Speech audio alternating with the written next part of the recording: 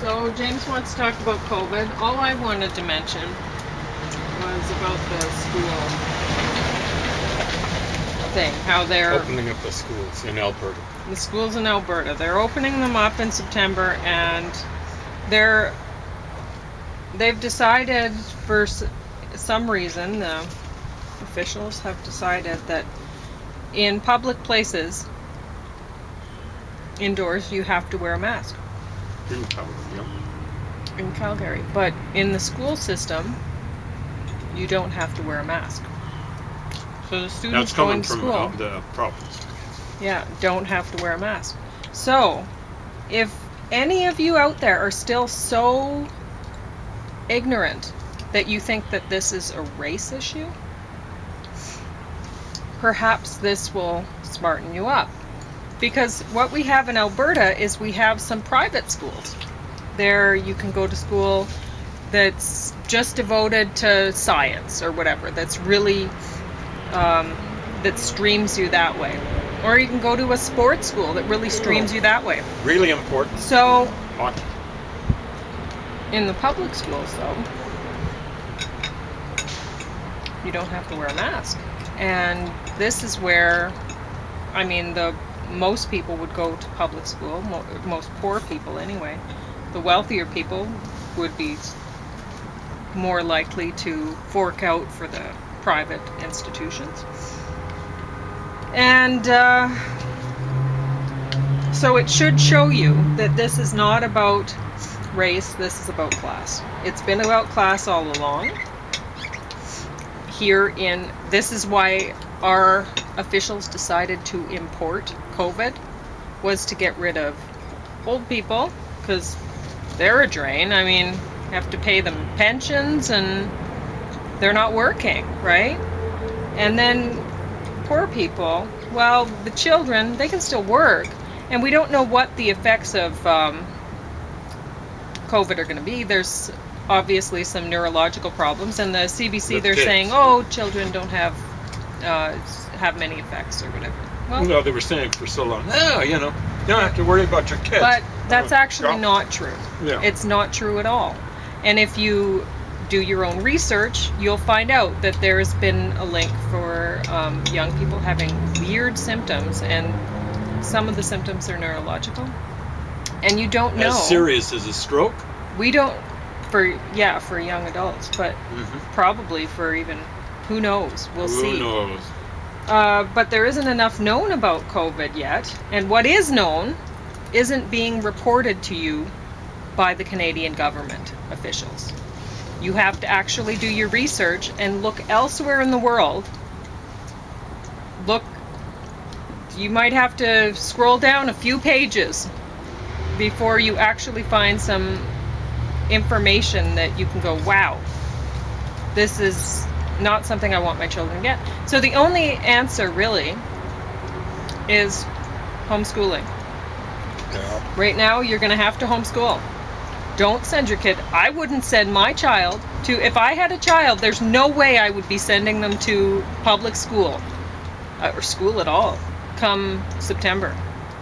They'd only be going to homeschool. That's where I would keep them, and I would lock them up in my home. I would not let them out because they would get COVID, because kids will be kids and they want to hang around with their friends, and you don't know what the symptoms are going to be.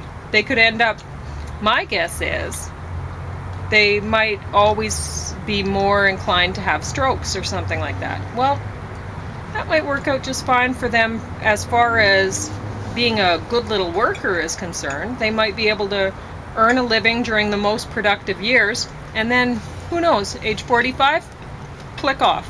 And as far as the government's concerned, they don't have to pay them a pension that way. No. So that might work out really nicely for the government. But not for you. I mean, do you want your... Kid predeceasing it? Honestly. So, homeschooling. That's the answer. Like James and I were talking about, well, how can they... We were listening to this... there was a teacher on, I think, the other day on the CBC saying, how can they how can we maintain a 2-meter spacing between students within the classroom? How's that going to work? Well, if you want to make this work, you're going to have to do schooling in different shifts.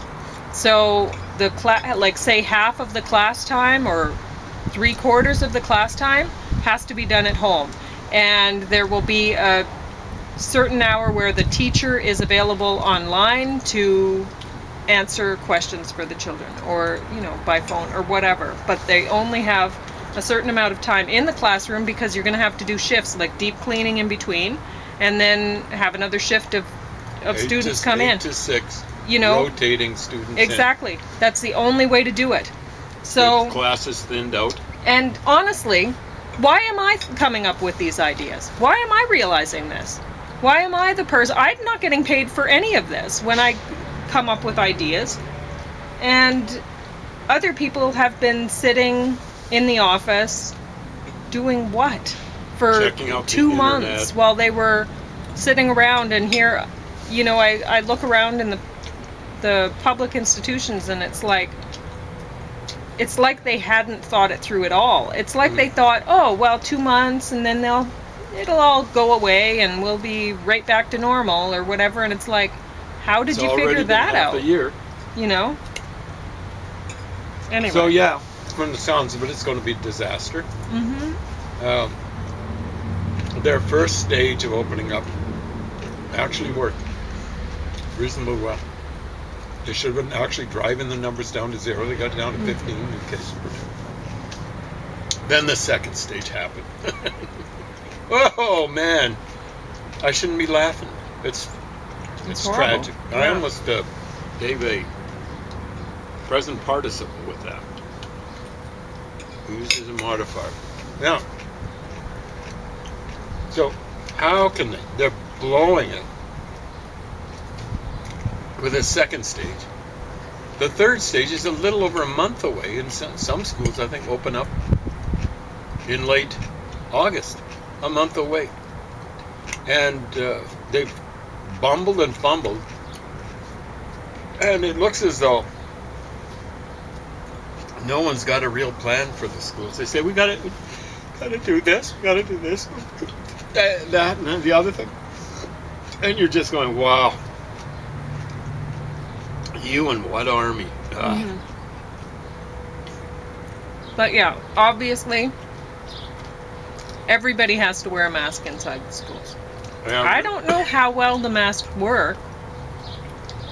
Like, I've heard they only work for a half an hour, and if they get wet, they don't. And if from your breath, and that's why they don't. There's a work solution after for half that. an hour. Change the mask after an hour, or a half an hour, or whatever it is. Yeah. 2 hours. But And pay for it. or run the shifts so the kids are not there. I know that this may cause troubles for some people who rely on the school system to be babysitting their children while they're away at work. But it's honestly, this is why people need to be in 2-parent households, so one parent can stay home and look after the children. Homeschool now, make the dinners and keep everything clean. Like, how can you possibly keep your house COVID clean right now without somebody there? There is it sounds as though something like this, if you had it, women get forced off in that role. I've been talking about this, unfortunately not to anyone, about, like online or anything like that. There may be a solution, which is this. You got a couple married, man, woman, heterosexual, alternative, whatever. 2 people in the household. And the government says, okay, we will give you your full salary, both of you, but you only work half time. One of you we're going to arrange it. One of you works in the morning, and one of you works in the afternoon, and we're going to have it so that there's overlap, so that one gets home while the other is that would be at noontime. The other is in transit, right? So there's always someone at home, and so it's set up so that if it's a male-female marriage, uh, the woman isn't burdened with having to lose her job, if only temporarily, and having to take care of the household, stuff like that. You could set it up, and it would be up to the government to deal with private enterprise. It shouldn't be too much of a problem for themselves. So that the one spouse works in the morning, the other works in the afternoon or into the evening, something like that. And so, of course, getting people on board for that, I don't know who all would find problems with it. I can see right-wingers having all sorts of problems with it. It's to be expected. I don't know what lefties would do. You just never can tell which way they're going to snap.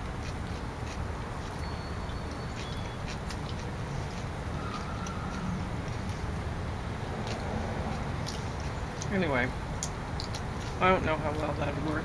I mean, for a lot of people that work unskilled labor sort of jobs, that might work. I don't know. Anyway, it might work out for some, like you say, some situations. And better than nothing.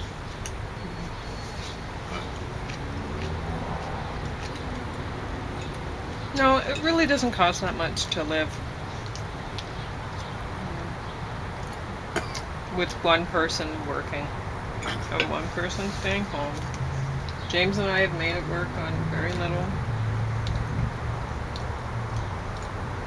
Yeah, we've been working that way for 8 years. And making it work. So, I know a lot of people don't want to be the stay-at-home mom. And a lot of people think, oh, that'll be great. I just won't have to do anything. I can stay home. And it's like, well, how are your children going to work out then?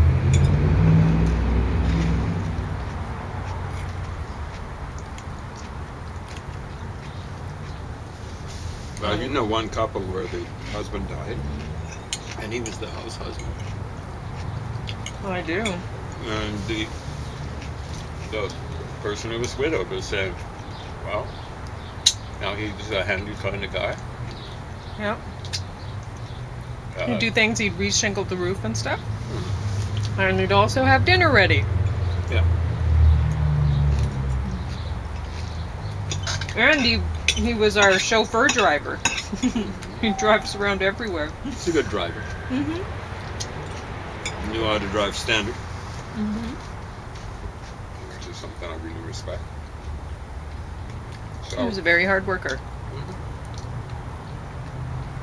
Did he have much of a garden, or? Yeah.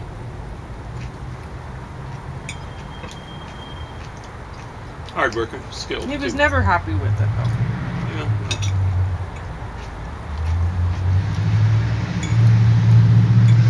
He ended up getting annoyed with it, and he just turned it all back into seed, lawn seed.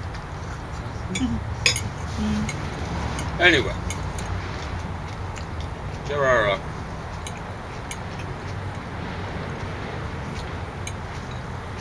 some solution. I mean, I do things like that. I'm a lot like my dad, so And so, I'll write a book, and then I get stressed out about it. I delete the whole thing. That's smart.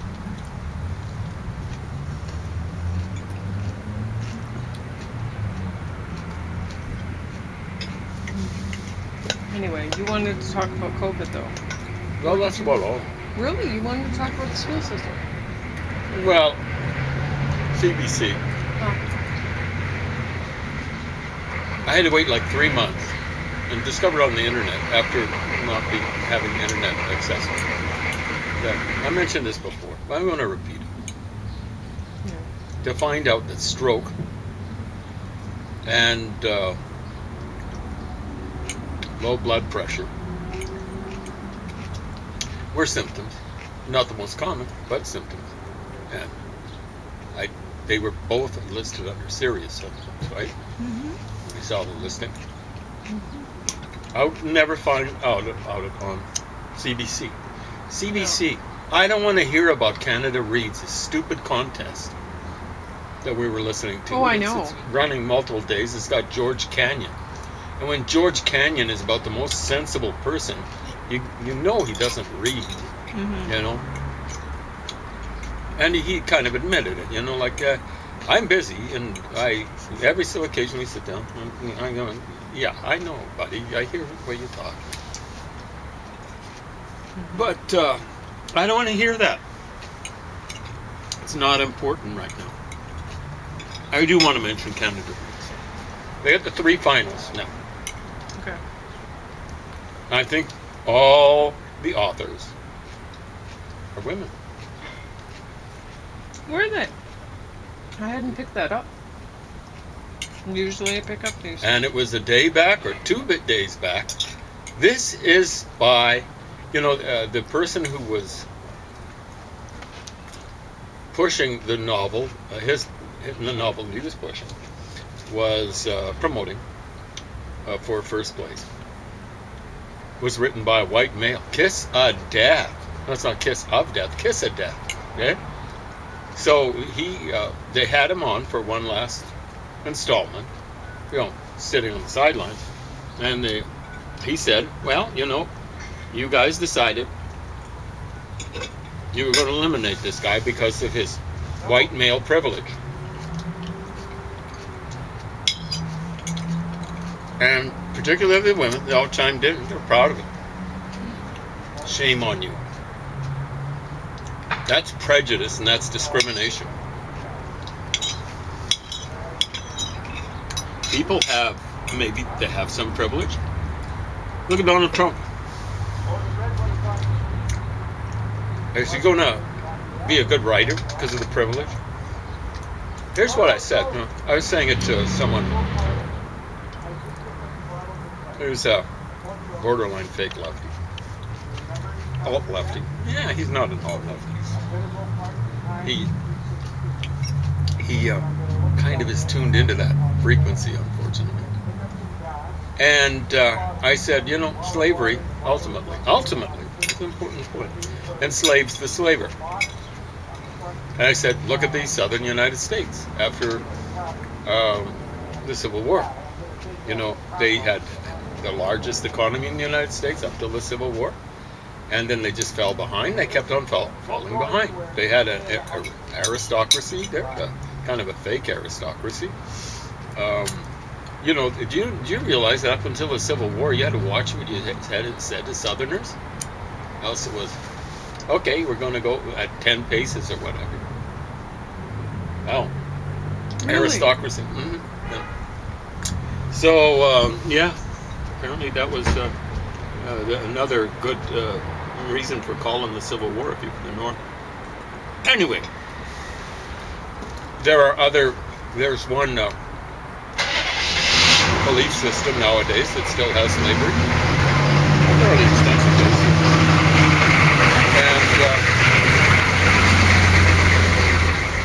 And I want to talk about Ishmael Reed too. He's a poet, self-proclaimed poet, not just self-proclaimed poet. But this culture group, like what whites did with blacks in the New World is amazing. 10 million slaves. 11 million, we're going to say. I'm not going to round it down. 11 million.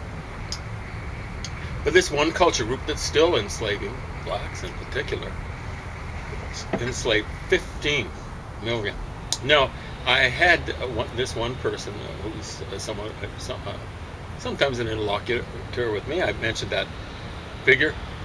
No. And I said, okay, you want to bargain? We're going to go with 20 million. And that comes from a dude called Al Gabry. And that's not a name like Al Bundy. He comes from that particular culture group. And he says it's 20 million. So I'm going with the lower figure there. So don't get into a bargaining position with me on this kind of stuff. Right? Now,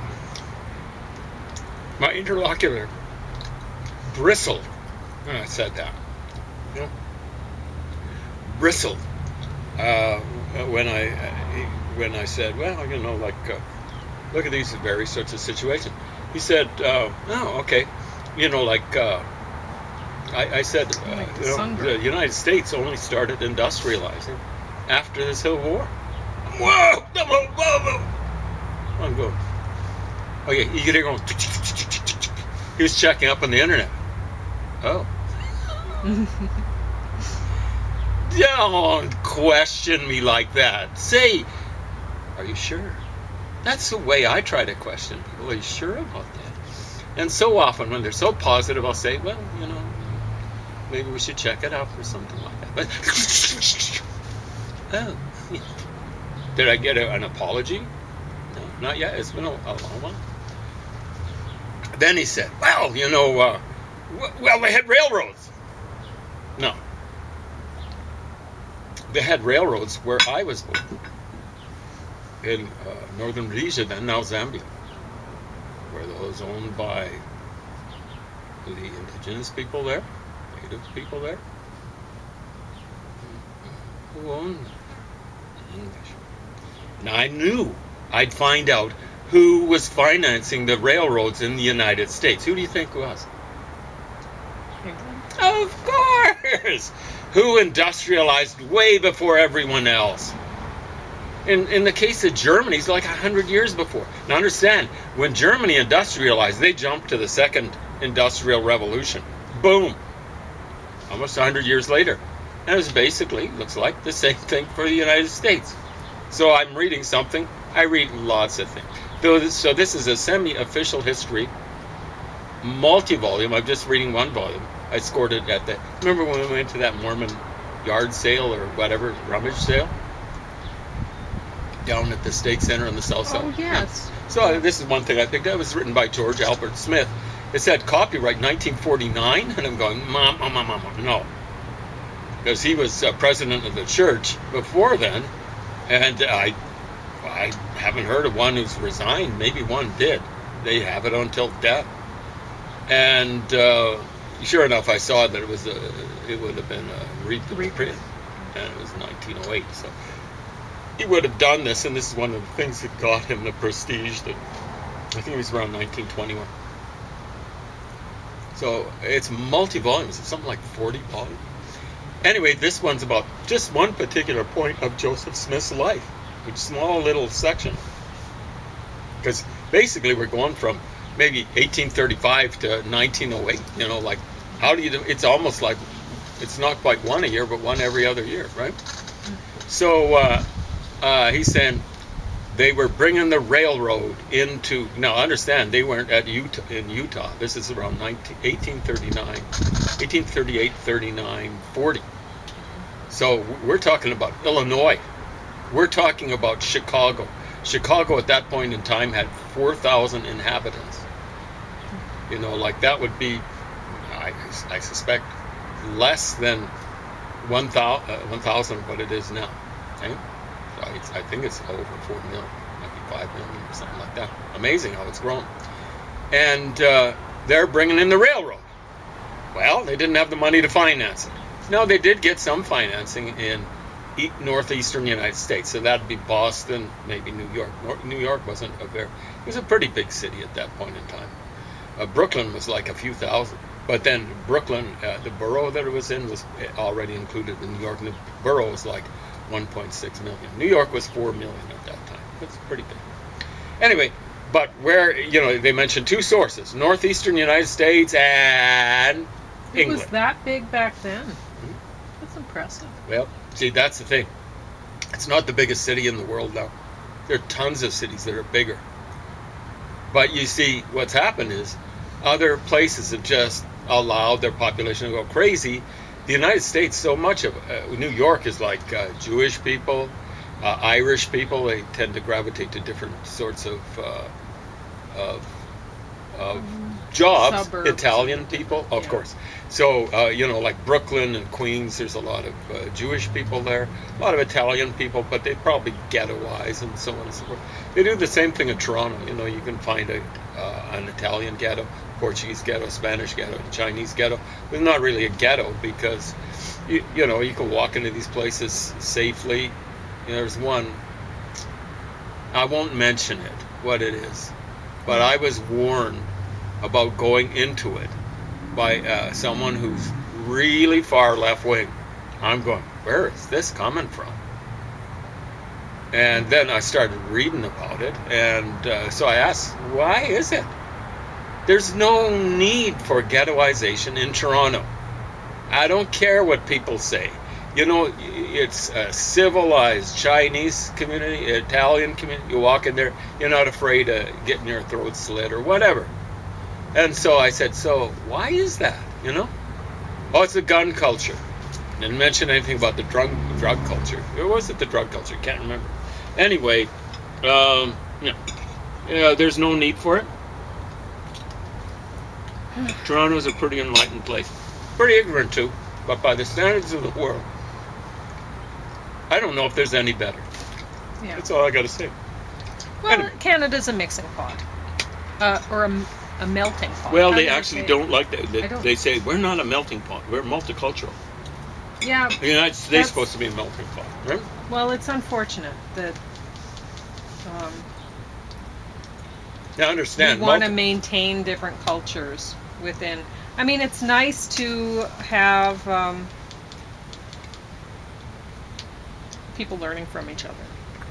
So But mean, I it's don't not know. good when they're I've got learning at the stuff end all of over my- other people's fists. Yeah. So, I- like I suppose there's some stupid fools.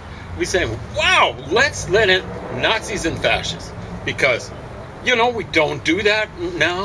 Yeah, and like they're a different there's a culture. different culture. Exactly. And what, you got a So- problem? Where's your tolerance? Yeah. I refuse to tolerate intolerance. Yeah. Okay?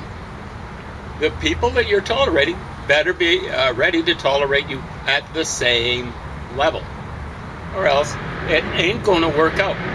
So this left-leaning person, they're over on their side. It's like they've got a Chinook coming from the side. What was he talking about? Do I even want to talk about it? Tolerating intolerance. I think I'll leave that for another day or stuff like that. We're probably running out of